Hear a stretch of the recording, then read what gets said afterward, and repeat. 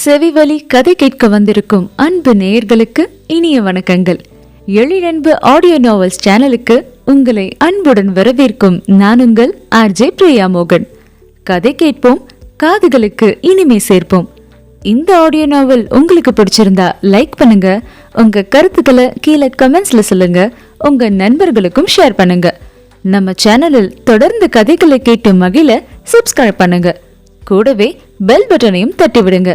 இப்போ கதை கேட்கலாம் வாங்க. எழிலன்புவின் யுத்தம் செய்தாய் என்னுள்ளே. அத்தியாயம் 25.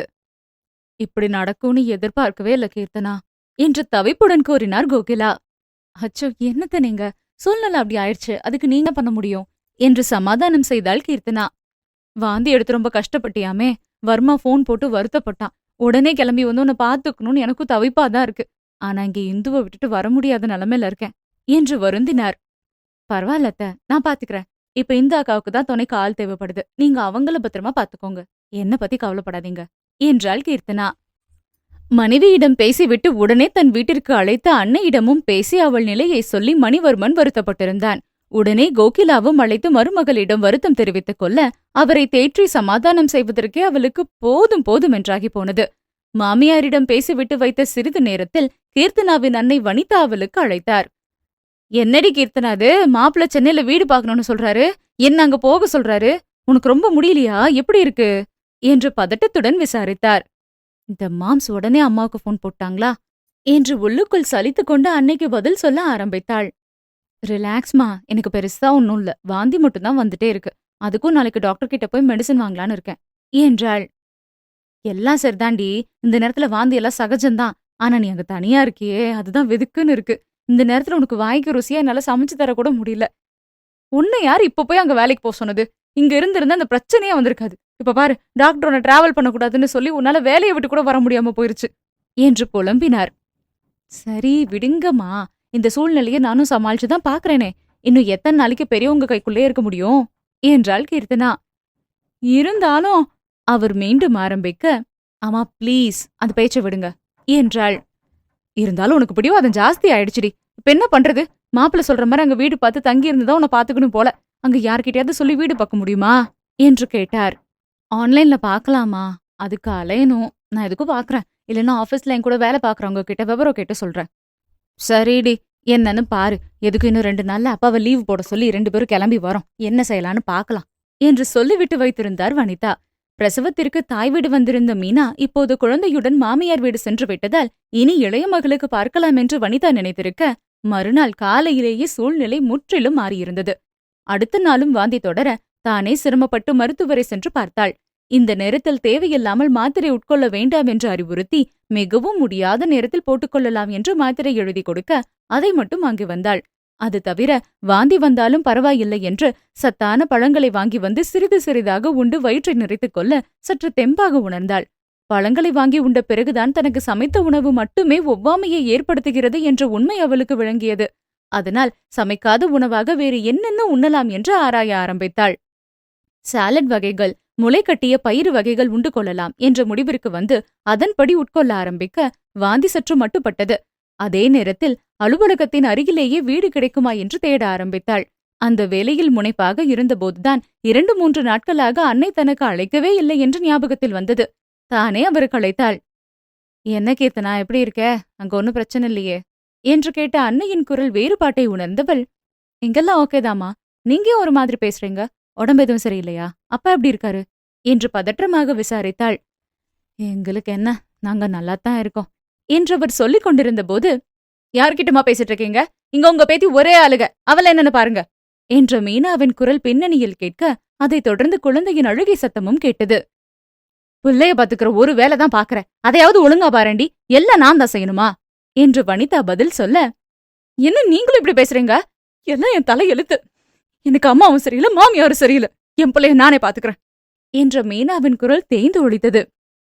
அக்கா வந்திருக்காளாமா? எப்போ வந்தா? கீர்த்தனா விசாரிக்க, அவ வந்து 2 நாள் ஆச்சு என்று சலிப்பாக சொன்னார். என்னாச்சுமா? இப்பதானே கொஞ்ச நாள் முன்னாடி போனா, அதுக்குள்ள என்ன திருவிழாக்கு வந்தாளா யோசனையுடன் கேட்டாள். திருவிழா முடிஞ்சுதான் வந்தா. இங்க ஒரே பிரச்சனைடி கீர்த்தனா, இன்னைக்கு நானும் அப்பாவும் உன்னை பார்க்க வரலாம்னு முடிவு பண்ணிருந்தோம். உங்க அப்பாவும் லீவு போட்டு முடிஞ்ச 2 நாள் அலைஞ்சு அங்க வீடு பார்க்கலான்னு சொன்னாரு. ஆனா நாங்க ஒண்ணு நினைக்க, தெய்வம் ஒண்ணு நினைக்குது போ என்றார் வருத்தமாக. என்னம்மா இது, ஏன் இப்படிலாம் பேசுறீங்க? அக்கா வீட்ல எதுவும் பிரச்சனையா? மீனா வீட்ல மட்டும் இல்ல, தொழிலையும் பிரச்சனை ஆயிப்போச்சு. அச்சோ, என்னம்மா சொல்றீங்க? அப்படி என்ன ஆச்சு? அன்னைக்கு நான் உன்கிட்ட பேசின நைட்டே பிரச்சனை ஆரம்பிச்சிருச்சுடி. மாப்பிள்ளையோட சேலம் சென்டர்ல நீ சென்னைக்கு வேலைக்கு போன சமயத்துல ஒரு பையன் வேலைக்கு சேர்ந்திருக்கான். வந்து 1 மாசத்துலயே படிக்க வந்த பொண்ணு மேல லவ்வான். 2 நாள் முன்னாடி அந்த பையன் அந்த பொண்ணு கூட நைட்டு சென்டர்ல தங்கியிருக்கான். அது அவங்க வீட்டுக்கு தெரிஞ்சு ஒரே பிரச்சனையாகி பொண்ணோட குடும்பம் கலாட்டா செஞ்சு சென்டர் மேல கல்லு எரிஞ்சு பொருளை உடைச்சு சேதம் பண்ணிட்டாங்க என்று வனிதா சொல்ல, அது எப்படிமா நைட்டு சென்டர்ல இருக்க முடியும்? சாவிதா சௌந்தர அண்ணா கிட்ட இருக்குமே, அவர்தானே சேலம் சென்டர் பொறுப்பு பாத்துக்கிறாரு.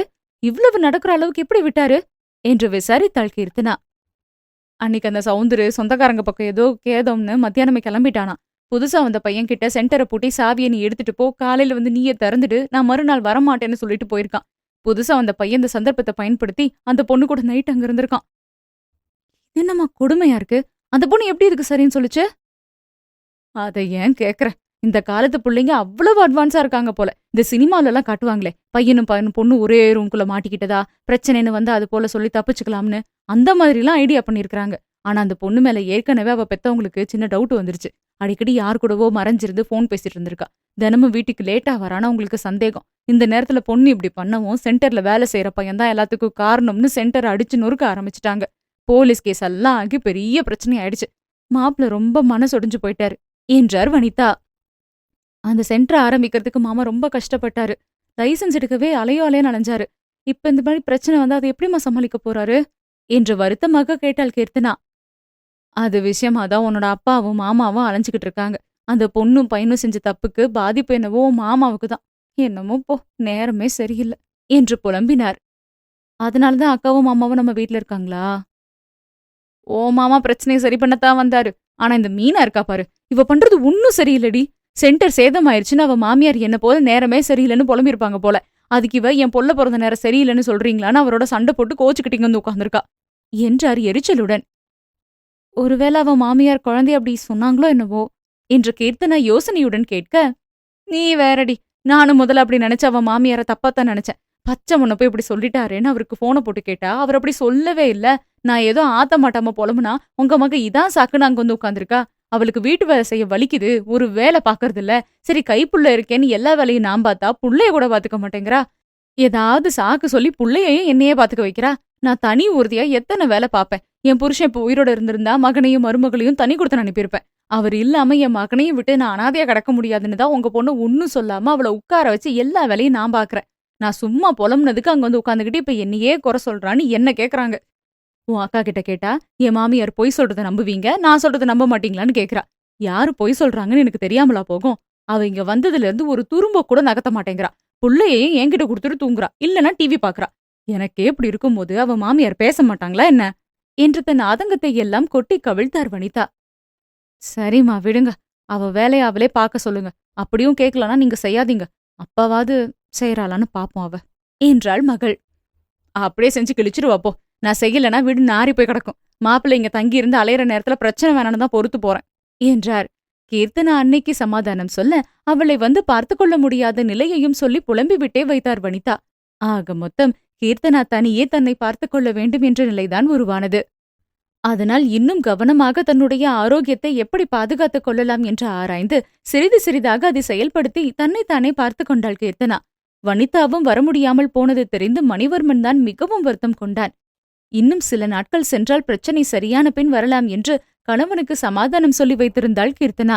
இதற்கிடையே இந்துமதிக்கு ஆண் குழந்தை பிறக்க கோகிலா அவளை பார்த்து கொண்டதால் சின்ன மருமகளை பார்க்க போக முடியவில்லை. உலகநாதன் மட்டுமே மாதத்தில் ஒரு முறை போய் மருமகளை பார்த்துவிட்டு வந்தார்.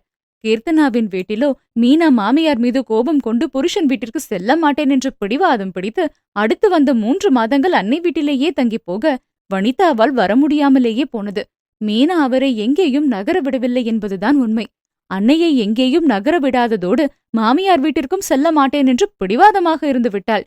கம்ப்யூட்டர் சென்டரில் நடந்த பிரச்சனையை எல்லாம் சரி செய்துவிட்டு கணவன் அழைத்த போதோ தனி குடித்தனம் போவதாக இருந்தால் வருவதாக சொல்லி வீம்பு பிடித்தாள். கதிர்வேலனுக்கோ அன்னையை தனியாக விடுவதில் விருப்பமில்லை. அதனால் மனைவியின் மீது கோபம் கொண்டு, நீ வர நினைக்கும் போது வா, என்று சொல்லிவிட்டு சென்று விட்டான். கணவன் இறங்கி வருவான் என்று மீனா காத்திருக்க, அவனோ இறங்கி வரும் வழியை காணோம் என்றதும் தன் வாழ்க்கையை காப்பாற்றிக் கொள்ள தானே இறங்கி போய் கணவன் வீடு சென்று சேர்ந்திருந்தாள். அதற்குள் 3 மாதங்கள் ஓடிவிட்டன. உலகநாதன் போல் திருமலை மட்டும் இளைய மகளை பார்த்துவிட்டு சென்றிருந்தார். அந்த 3 மாதங்களும் கீர்த்தனா தானே தன் உடல்நிலையை சமாளித்துக் கொள்ள வாந்தியும் நின்றிருக்க, அடுத்து வந்த நாட்கள் அவ்வளவு சிரமமாக இருக்கவில்லை. அதற்கடுத்து வந்த நாட்கள் மீண்டும் மணிவர்மன் வீடு பார்க்கும் விஷயத்தை ஆரம்பிக்க, வேண்டவே வேண்டாம் என்று மறுத்துவிட்டாள் கீர்த்தனா. ஏண்டி? அவன் அதட்ட, கஷ்டமா இருந்த நேரத்திலேயே சமாளிச்சிட்டேன், இப்ப எதுக்கு மாம்ஸ்? அதுவும் இல்லாம உங்களுக்கு ஒரு சர்ப்ரைஸ் என்றாள். என்ன? அவன் கோபமாக கேட்க, இப்படி கோபமா கேட்டா நான் சொல்ல மாட்டேன் என்றவள் பிகு செய்ய, சொல்லுடி என்றான் பல்லை கடித்தபடி. அது கொஞ்சம் சிரிச்சுட்டே கேட்டாதான் என்னவா? எப்ப பார் இப்படியே பேச வேண்டியது. அவள் நொடித்துக் கொள்ள, எனக்கு டென்ஷன் ஏறுதுதானா என்றவன் குரலை உயர்த்தினான். தனியாகவே சமாளித்துக் கொள்கிறேன் என்கிறாளே என்ற கோபம் அவனுக்கு தனிவேனா என்றது. இதுவரை அவளை யாரும் கவனித்துக் கொள்ளப் போகாததும் கூட அவனுக்கு அதிருப்தியை தந்திருந்தது. சூழ்நிலைதான் காரணம் என்றாலும் ஏனோ அதை ஏற்றுக்கொள்ளவே முடியவில்லை. சரி சரி கத்தாதீங்க, சொல்றேன். நான் வேலை பாக்குற கம்பெனி முதல்ல சேலத்துல தான் சின்னதா ஆரம்பிச்சாங்க. அப்புறம்தான் இங்க சென்னையில பெருசா ஆரம்பிச்சாங்க. இப்போ நான் சேலத்துல இருக்கிற கம்பெனிக்கு மாற முடியுமான்னு கேட்டேன். அவங்க இப்ப பாத்துட்டு இருக்க ப்ராஜெக்ட முடிச்சிட்டு பாப்போம்னு சொன்னாங்க. நான் என்னோட உடல்நிலைய சொல்லி பெர்மிஷன் கேட்டேன்.